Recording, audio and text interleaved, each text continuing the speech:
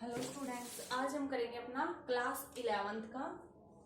आज हमारा है क्लास 11th का लेसन कर रहे हैं हम 9th, जो कि हमारा टॉपिक चल रहा है जर्नल।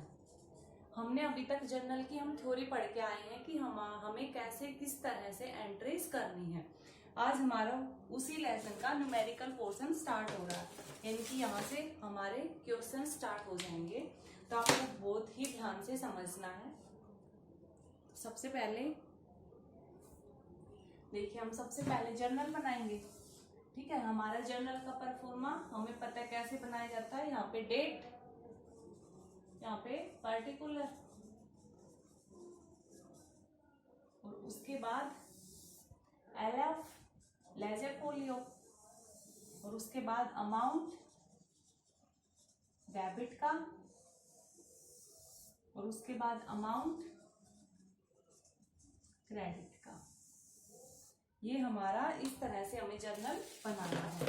तो देखिए, सबसे पहले हमारा फर्स्ट एग्जांपल हम लेते हैं, जो कि क्या है, जनवरी 2019। ठीक है, 1 जनवरी 2019 को क्या हुआ है कि Siyaram and son started business with cash 50 lakh. Siyaram और सन्स ने जो है एक बिजनेस स्टार्ट किया है 50,000 रुपीज में। ठीक है, 50,000 रुपए में सियाराम और सन्स ने एक बिजनेस स्टार्ट किया। तो उसके लिए क्या होगा, देखिए, बिजनेस स्टार्ट करने के लिए सबसे पहले व्यवसाय में क्या आया, पैसा आया। व्यवसाय के पास पैसा आया, तो हमारी एंट्री क्या हो जाएगी, कैश अकाउंट डेबिट टू। देखिए, हमारे पास कैश आया, व्यवसाय में 2 पार्टनर्स 3 पार्टनर जो भी लगा लो, या कोई एक सिंगल व्यक्ति लगा लो, उसने बिजनेस स्टार्ट किया, तो बिजनेस में क्या आए, पैसे आ गए। ठीक है, और कैश हमारा क्या है, रियल अकाउंट है। तो डेबिट व्हाट कम्स इन, तो व्हाट कम्स क्या आया, कैश आया, और व्हाट गोज क्या गया, पार्टनर के पास से पूंजी गई, कैपिटल अकाउंट क्रेडिट। ठीक है, तो जैसे ही आपके पास ये लाइन आए कि इतने रुपए लगाकर व्यवसाय प्रारंभ किया, तो सिंपल से entry, cash account debit to capital account credit. और कितने लगाकर, 50,000। तो एक बार 50,000 इधर आ जाएगा, दूसरी बार 50,000 क्रेडिट साइड में चला जाएगा हमारा। ठीक है, 50,000 से डेबिट और 50,000 से क्रेडिट, कैपिटल अकाउंट क्रेडिट हो जाएगा। नेक्स्ट हमारी एंट्री, आपको यहाँ पे नरेशन में लिखना है कि बिजनेस स्टार्ट विद कैश। आपको यहाँ पे नरेशन में लिखना है, जो भी आपको दी है स्टेटमेंट, आप चाहे वैसे की वैसी लिख दो। अभी आपको तो थोड़ा सा काटना नहीं आता कि अक्षरों को कितना लिखे कितना ना, कोई बात नहीं, जो भी स्टेटमेंट दी है आप पूरी वैसे के वैसे लिख दो चाहे। ठीक है, उसके बाद नेक्स्ट है purchase goods for cash. Second number पे उसने गुड्स को परचेज किया है, किसमें, कैश में। तो देखिए, हमारे पास क्या एंट्री हो जाएगी, परचेज गुड्स फॉर कैश के लिए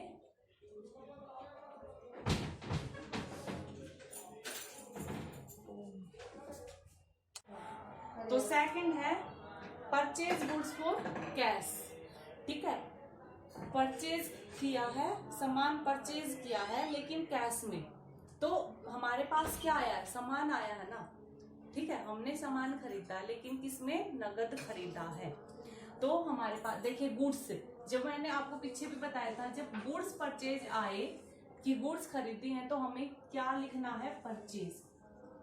ठीक है, परचेज अकाउंट डेबिट। अगर वो कहता मशीनरी परचेज, तो हम क्या करते, परचेज की बजाय मशीनरी अकाउंट डेबिट। ठीक है, तो जब गुड्स परचेज हो तो परचेज अकाउंट डेबिट, क्योंकि हमने परचेज किया है। परचेज अकाउंट ऑलवेज डेबिट होता है और सेल्स अकाउंट क्रेडिट होता है।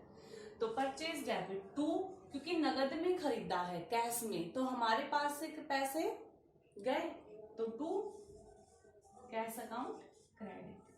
ठीक है, यहाँ पे आप नरेशन में लिखोगे गुड्स परचेज इन कैश। ठीक है, कितने में खरीदा था, 20,000 का सामान हमने खरीदा है। ओके, एक बार डेबिट के सामने और एक बार क्रेडिट के सामने। नेक्स्ट है हमारा परचेज गुड्स फ्रॉम सुभाष। अब हमने परचेज तो किया है, ठीक है, परचेज तो किया, परचेज अकाउंट तो डेबिट होएगा, लेकिन टू सुभाष, देखिए अब हमें वो एक पॉइंट जो पीछे भी बताया था, सुभाष का नाम दे रखा है, ठीक है, लेकिन हमें ये नहीं बता रखा उसने कि सुभाष से नगद खरीदा है या उधार खरीदा है। तो जब कुछ नहीं बता रखा होता, ठीक है, लेकिन नाम दिया होता है, तो इसका मतलब हमने सुभाष से क्या खरीदा है, उधार में खरीदा है, ठीक है, तो सुभाष, ठीक है। परचेज गुड्स आपको यहाँ पे लिखना है, परचेज गुड्स फ्रॉम सुभाष, ठीक है। जब कुछ नहीं बता रखा, अब जैसे आपके इसी लाइन में होता purchase goods to Subhash in cash, तो फिर चाहे नाम दिया हो चाहे ना दिया हो, जब कैश का नाम हो गया तो इसका मतलब उसने नगद खरीदा है।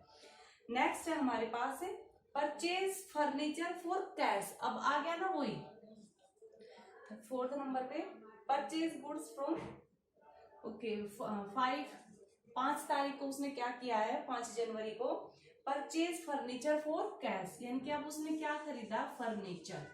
तो देखिए अगर परचेज गुड्स का नाम आता माल का तो हम परचेज लिखते, लेकिन खरीदा क्या है, फर्नीचर, तो फर्नीचर अकाउंट को हम क्या करेंगे, डेबिट।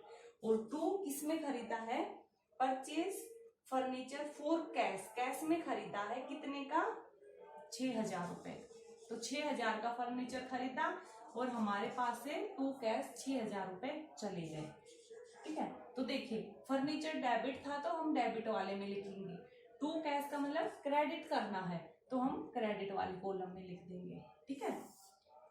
आपको वही नरेशन यहाँ पर लिखनी है। नेक्स्ट है हमारा पेड कैश टू सुभाष। 10 तारीख को हमने क्या किया, पेड कैश टू सुभाष, हमने सुभाष को भुगतान कर दिया नगद। क्यों कर दिया, क्योंकि यहाँ पे हमने सुभाष से, अरे अमाउंट नहीं लिख के आए, कितना खरीदा था, 12,000 का, यहाँ पे लिखना भूल गए हमने सुभाष से 12,000 का सामान उधार खरीदा था 3 तारीख को। उसने कुछ दिन दिया होगा कि भाई आपको 5-7 दिन दे रहा हूँ, इतने दिन में मेरी पेमेंट कर देना, तो 10 तारीख को हमने सुभाष की पेमेंट कर दी। Paid cash to Subhash, Subhash को हमने भुगतान कर दिया 8,000 का। तो देखिए सुभाष को पैसे दिए हमने, ठीक है, तो पैसे लेने वाला कौन है, सुभाष, ठीक है। सुभाष क्या है, पर्सनल अकाउंट है, पर्सन है ना सुभाष एक, तो पर्सनल अकाउंट के हिसाब के, मतलब पर्सनल अकाउंट के रूल के हिसाब से क्या होता है, डेबिट द रिसीवर, तो यहाँ पर रिसीवर कौन है, सुभाष है ना पाने वाला, तो सुभाष को हम डेबिट करेंगे। कितने से, 8,000 रुपए दिए, 12,000 का सामान खरीदा था, लेकिन अभी हमने उसको 8 ही दिए हैं, तो हमारे पास से क्या गया, पैसे गए, तो टू कैश। नेक्स्ट है हमारे पास रवि से नगद खरीदा, परचेज गुड्स फ्रॉम रवि। 16 तारीख को हमने रवि से गुड्स खरीदा, लेकिन वो नगद खरीदा है और गुड्स है, तो गुड्स के लिए हम क्या लिखेंगे, परचेज, तो परचेज अकाउंट डेबिट। तो किससे खरीदा, रवि से, लेकिन रवि के आगे लिख रखा कैश, नगद में, तो टू रवि नहीं, टू क्या करेंगे, कैश, क्योंकि यहाँ पे हमने कैश में खरीदा है रवि से। नाम चाहे रवि हो चाहे श्याम हो, कुछ भी हो, लेकिन हमने रवि से परचेज गुड्स फ्रॉम, अरे सॉरी नहीं, purchase goods from Ravi for cash, cash में खरीदा है 7,500। उसके बाद नेक्स्ट एंट्री है कि परचेज गुड्स फ्रॉम रवि। 17 तारीख को हमें फिर दे रखा है कि परचेज हमने किया है, फिर से रवि से कुछ सामान परचेज किया है, ठीक है, तो गुड्स है तो उसके लिए परचेज अकाउंट डेबिट। और टू अब की बार ये नहीं बता रखा कि रवि से हमने कैश में खरीदा, ये नहीं बता रखा, तो नहीं बता रखा इसका मतलब हमने उधार खरीदा है, तो उधार के लिए टू रवि करेंगे हम, क्योंकि हमने रवि से खरीदा, अभी उसको पैसे नहीं दिए हैं। कितने का खरीदा है, 5,000, कितने का, 5,000 का हमने खरीदा है। नेक्स्ट एंट्री है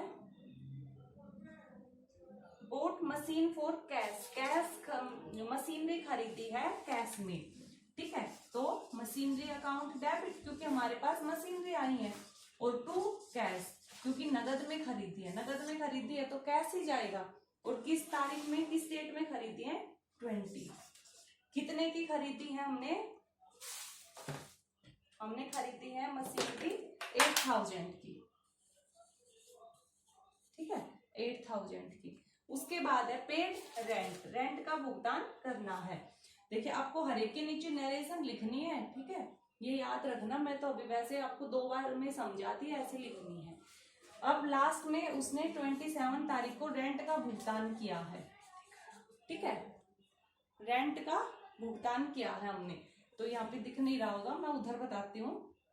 पेड रेंट, रेंट क्या है? नॉमिनल अकाउंट है, तो नॉमिनल के हिसाब से सारे खर्चे, all expenses and losses debit होते हैं, तो हम डेबिट कर देंगे किसको? रेंट को, रेंट अकाउंट डेबिट, ठीक है। और 2 क्योंकि खर्चों का भुगतान तो नगद ही होता है, उधार तो होता नहीं। अगर उधार होता तो ये होता कि अदद किराया, आउटस्टैंडिंग रेंट, उसका फिर अलग लॉजिक होता, ठीक है, वो तो फिर पर्सनल अकाउंट बन जाता। तो रेंट दिया है तो इसका मतलब नगद में ही दिया होगा, तो रेंट डेबिट और 2 कैश, कितने का? 400 का, 400। तो आपको बस इस तरह से एंट्रीज करनी है। मेन है आपका अकाउंट्स के रूल। अगर आपको 7th चैप्टर के अकाउंट्स के रूल अच्छे से आते हैं, आपको अगर ये पता है कि पर्सनल अकाउंट में यही आएंगे और रियल अकाउंट में यही अकाउंट्स होते हैं, नॉमिनल में ऐसे ऐसे इतने अकाउंट्स होते हैं, ये चीज आएंगी, तो आप इजीली ये क्वेश्चन कर पाओगे। नेक्स्ट करती हूँ। तो अब देखिए एक और आपको एक और एग्जांपल समझाती हूँ, ऐसा ही सेकंड, ठीक है। सेकंड उसमें क्या है आपके लिए कि देखिए क्या कह रखा उसने, यहाँ पे हमें डेट लिखनी है। डेट है 2019 7 अप्रैल। 7 अप्रैल को क्या किया उसने? सोल्ड गुड्स फॉर कैश, ठीक है, गुड्स को सोल्ड किया यानी कि बेचा है, और किस में? कैश में बेचा है, ठीक है। इनकी कैश में बेचा है तो हमारे पास क्या आया? कैश आया है। तो कैश आया है तो कैश अकाउंट डेबिट, क्योंकि कैश क्या है? कैश है रियल अकाउंट, रियल के हिसाब से डेबिट व्हाट कम्स इन। और 2 क्या किया हमने? सेल्स की है, बिक्री करी है, ठीक है, गुड्स सोल्ड इन कैश, ठीक है, कितने का? 30। और क्योंकि सेल्स अकाउंट का हमेशा क्रेडिट बैलेंस होता है। उसके बाद है, क्योंकि सेल्स हमारा क्या है? नॉमिनल अकाउंट, नॉमिनल के हिसाब से credit all the income and gain, तो सेल्स हमारी क्या है? इनकम है, जब कोई चीज बेचेंगे तभी तो इनकम होगी, तो उसके हिसाब से भी सेल्स क्या होगा? क्रेडिट। नेक्स्ट है सोल्ड गुड्स टू महेश। हमने 9 अप्रैल को महेश को कुछ सामान बेचा। अब वही बात आ गई, यहाँ पर भी महेश को बेचा, लेकिन नगद में बेचा या उधार में नहीं बता रखी, तो हमें महेश का नाम दे रखा है, नाम दे रखा है, तो इसका मतलब हमने उधार में बेचा है। तो महेश अकाउंट कैश की बजाय अब हम महेश डाल देंगे, क्योंकि अभी हमारे पास पैसे नहीं आए हैं, हमने अपने रजिस्टर में उधार लिख रखे हैं महेश के नाम से। तो महेश डेबिट और 2 सेल्स, कितने का? 15,000। उसके बाद है हमारा received cash from Mahesh. Mahesh से हमें कैश रिसीव्ड हुआ है, कैश मिला है, तो कैश अकाउंट डेबिट, क्योंकि हमारे पास कैश आया है। और 2 ये कैश दिया किसने है? महेश ने, तो महेश क्या है? पर्सनल अकाउंट, पर्सनल के हिसाब से क्रेडिट, क्रेडिट का गिवर, देने वाला कौन है? महेश। कितने दिए हैं? 10,000। उसके बाद है हमारा next sold goods to Suresh for cash. 18 तारीख को हमने गुड्स को सोल्ड किया है, और किसको किया? सुरेश को, लेकिन नगद में किया है, नगद में किया तो कैश अकाउंट डेबिट और 2 सेल्स अकाउंट क्रेडिट, ठीक है। अब तो समझ में आ जाएगा। तो इसमें कितना अमाउंट आएगा? कैश टू सेल्स 12,600, ठीक है, इसके सामने ये और इसके सामने इस लाइन में लिखने हैं। नेक्स्ट आपके पास कि sold goods to Suresh. Suresh को सामान बेचा 7,000 का, ठीक है। अब की बार देखिए सोल्ड गुड्स दे रखा, लेकिन सुरेश का नाम दे रखा, नगद नहीं दे रखा। तो सुरेश डेबिट और टू क्या किया है, सेल्स किया, तो टू सेल्स कितना 7000। यानी कि वो ये जब सुरेश का नाम दे दिया और कुछ नहीं बता रखा तो इसका मतलब उधार है, और जब सुरेश का नाम भी दे दिया और नगद भी दे दिया तो इसका मतलब नगद है। उसके बाद है 24 को, withdraw cash from office for personal use. Personal use के लिए उसने क्या किया है, खुद के पर्सनल यूज के लिए उसने ऑफिस से पैसे निकाले हैं, ड्राइंग करी है, आहरण किया है। ठीक है, तो इसमें क्या हो जाएगा, देखिए फर्म से पैसे निकाले हैं, ठीक है, मालिक ने, तो फर्म के पास से क्या गया, टू कैश गया, उसके पास से कैश निकल गया। ठीक है, और किसके पास गए, मालिक के पास। ठीक है, तो मालिक के पास गए हैं, तो मालिक ने क्या किया था, ड्राइंग करा था, तो ड्राइंग अकाउंट डेबिट। ठीक है, क्योंकि ड्राइंग क्या, पर्सनल अकाउंट, तो डेबिट द रिसीवर, पाने वाला मालिक है, तो मालिक ने क्या मिला, आहरण किया उसने, वो पैसे मिले। तो ड्राइंग अकाउंट डेबिट और कैपिटल अकाउंट क्रेडिट होता है, और ड्राइंग अकाउंट डेबिट। तो ड्राइंग अकाउंट डेबिट और टू, क्योंकि बिजनेस से पैसे कम हो गए तो टू कैश अकाउंट क्रेडिट। कितने का ड्राइंग किया उसने, 2500। ठीक है, उसके बाद नेक्स्ट है हमारा 24 को था, उसके बाद नेक्स्ट है हमारा 29 को, पेड वेजेस। उसने वेजेस का भुगतान किया है, तो वेजेस क्या, नॉमिनल अकाउंट, नॉमिनल के हिसाब से debit all expenses and losses. तो वेजेस मजदूरी क्या है, खर्चा है, कि भाई दुकान पे मजदूर लेके आए होंगे, हमें कुछ काम कराना था, तो उन मजदूरों को हमने मजदूरी दी, तो वेजेस डेबिट और टू, क्योंकि हमने मजदूरी पैसे नगद दी होगी ना उन्हें, तो हमारे पास से दुकान में से कैश कम हो गया, तो वेजेस डेबिट और टू कैश अकाउंट क्रेडिट, कितने का, 450। उसके बाद नेक्स्ट है हमारा पेड सैलरी टू गोपाल। देखिए 30 अप्रैल को हमने गोपाल को सैलरी दी है। ठीक है, तो टू गोपाल, अगर ऐसा हो और सैलरी की बात हो तो हमें गोपाल लिखने की जरूरत नहीं है, क्योंकि हमें पता है सैलरी तो हम नगद देते हैं, तो वहां व्यक्ति का नाम लिखने की जरूरत नहीं है। तो हम क्या लिखेंगे, सैलरी लिखेंगे, क्योंकि सैलरी भी नॉमिनल अकाउंट है। तो सैलरी डेबिट और नगद में दी है, तो टू कैश अकाउंट क्रेडिट, कितने की, 1200। आपको यहाँ पे नरेशन में सब लिखते जाना है, पेड सैलरी, पेड वेजेस, ये सब कुछ। उसके बाद है आपका लास्ट रिसीव्ड कमीशन, हमें कमीशन रिसीव हुआ है। ठीक है, तो इनके हमें कमीशन रिसीव हुआ है, तो हमारे पास क्या आए हैं, कमीशन के रूप में पैसा आया है, तो कैश अकाउंट डेबिट। और टू किस रूप में आया है, ये क्या मिला हमें, कमीशन, तो टू कमीशन रिसीव्ड। ठीक है, क्योंकि कमीशन हमारा क्या, नॉमिनल अकाउंट, नॉमिनल के हिसाब से credit all the income and gain, तो कमीशन हमारी क्या है, इनकम है, तो इनकम है कमीशन, तो रूल के हिसाब से ये क्रेडिट होगा। और हमारे पास आए क्या, संस्था में पैसे आए हैं, तो कैश अकाउंट डेबिट होगा। जब आपकी सारी जर्नल एंट्री कंप्लीट हो जाए तो आपको टोटल लिखना है, और इन दोनों का टोटल, यहाँ पे इसका टोटल और यहाँ पे इसका टोटल, ये दोनों टोटल हमेशा बराबर आने चाहिए। अगर ये दोनों मैच नहीं कर रहे तो इसका मतलब आपने कुछ गड़बड़ किया है। और एक और चीज मैं आपको यहीं पे बता देती हूँ, कई बार क्या होता है, हमारा एक पेज भर गया, जैसे हमने यहाँ तक किए, हमारा रजिस्टर का पेज खत्म हो गया, हमें दूसरे पेज पे जाना है। ठीक है, तो हम क्या करेंगे, इस पेज का खत्म हो गया तो इस पेज का पूरा टोटल करेंगे, और इस पेज का भी पूरा, इस साइड का भी पूरा टोटल करेंगे। ठीक है, और उसके आगे क्या लिखेंगे, कैरिड फॉरवर्ड, कैरिड फॉरवर्ड, या फिर C/F।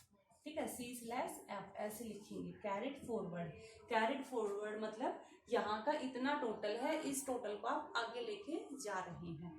ठीक है, तो जब नेक्स्ट पेज, इस पेज के एंड में आपने टोटल कर दिया, आगे CF लिख दिया, इनकी कैरिड फॉरवर्ड, कि यहाँ तक का इतना टोटल बना है, इसको आगे लेके जाइए, और आगे जो भी एंट्री होंगी आप उसमें इसको जोड़ दीजिए। तो यहाँ इस पेज का खत्म। अब रजिस्टर के दूसरे पेज पे हम जाएंगे, तो वहां पे ये सब कुछ कॉलम बनाएंगे, लेकिन अपनी एंट्री स्टार्ट करने से पहले हम क्या लिखेंगे, बोट फॉरवर्ड। बोट फॉरवर्ड, जैसे मैं आपको, ये क्वेश्चन हमारा कंप्लीट हो गया। ठीक है, यहाँ पे हमारे मान लीजिए रजिस्टर खत्म हो गया, कैरेट फॉरवर्ड CF, यहाँ पे टोटल कर दिया हमने।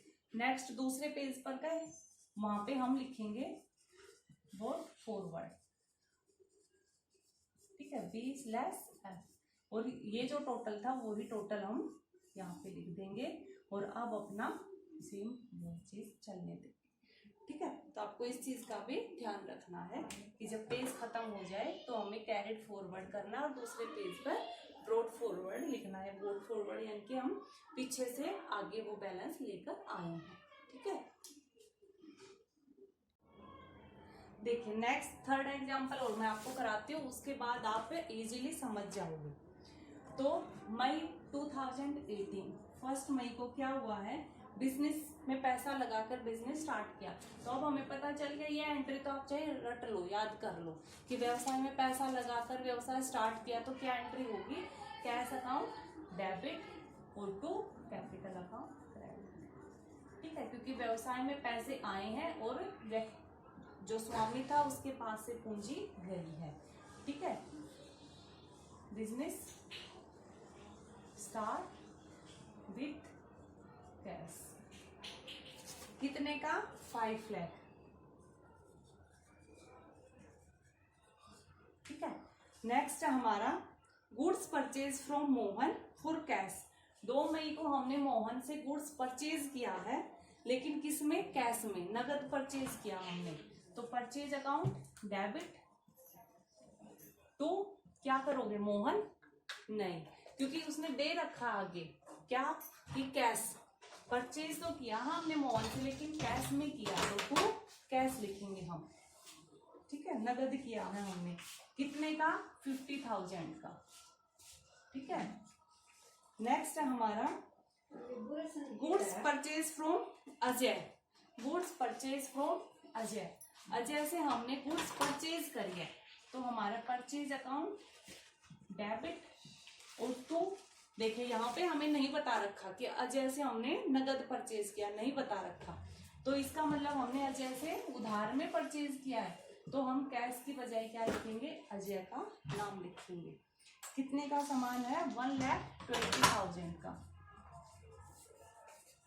उसके बाद नेक्स्ट है हमारा गुड्स रिटर्न टू अजय। 3 को मंगाया, 4 तारीख को हमने अजय को सामान वापस कर दिया, यानी कि हमने जो सामान मंगाया था उस सामान का हमें कुछ सामान उसमें से हमें अच्छा नहीं लगा, खराब क्वालिटी का था या फिर कुछ टूट फूट थी, उस सामान को हमने अजय को वापस कर दिया, यानी कि जो परचेज किया उस परचेज को हमने रिटर्न कर दिया, यानी कि परचेज रिटर्न। तो परचेज डेबिट होता है, तो लेकिन परचेज रिटर्न क्या होता है हमारा, क्रेडिट। ये हम पहले भी पढ़ के आए थे, परचेज डेबिट लेकिन परचेज रिटर्न क्रेडिट होता है। ठीक है, क्योंकि परचेज रिटर्न से हमें वापस पैसे मिल जाएंगे ना। ठीक है, तो परचेज रिटर्न से हमें इनकम होगी वापस, इसलिए परचेज रिटर्न क्रेडिट।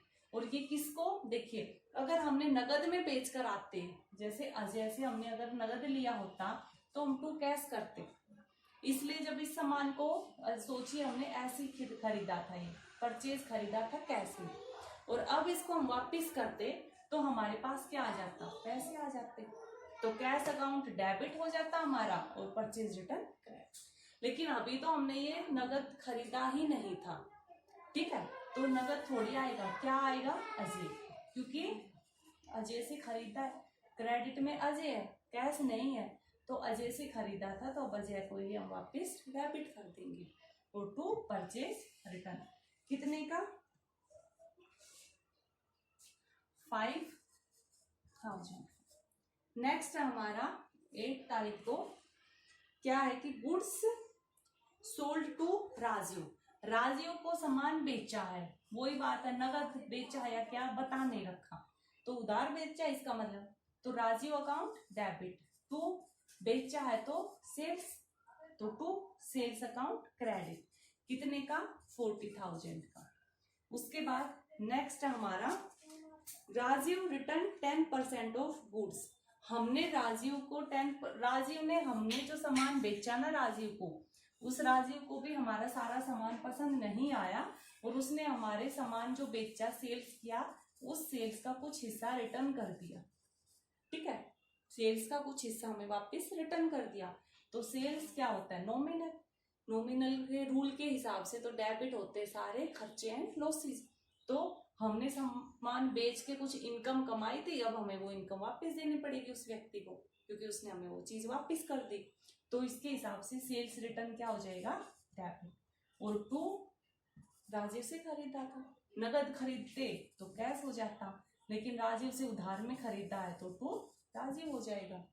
ठीक है, तो टू राजीव। कितना सामान वापस किया राजीव ने? 10%, यानी कि उसने खरीदा कितना था हमसे, हमने कितना बेचा था राजीव को? 40,000 का सामान। 40,000 का 10% उसने वापस कर दिया, इनकी 40,000 का मीन्स मल्टीप्लाई 10%, ये तो निकालना आता ही होगा। तो 40,000 का 10% कितना हो गया? 4,000, इनकी उसने 4,000 सामान हमें वापस रिटर्न कर दिया। अब आपका यहाँ से हम क्या कर देंगे? टोटल कर देंगे। तो इस तरह से आपको जर्नल एंट्री करनी है। बहुत ही इजी चैप्टर है, बस आपको अकाउंट्स के रूल याद होने चाहिए। ठीक है, आप अभी सिर्फ यहाँ तक करिए, आगे डिस्काउंट का टॉपिक आएगा, वो नेक्स्ट क्लास में कराऊंगा।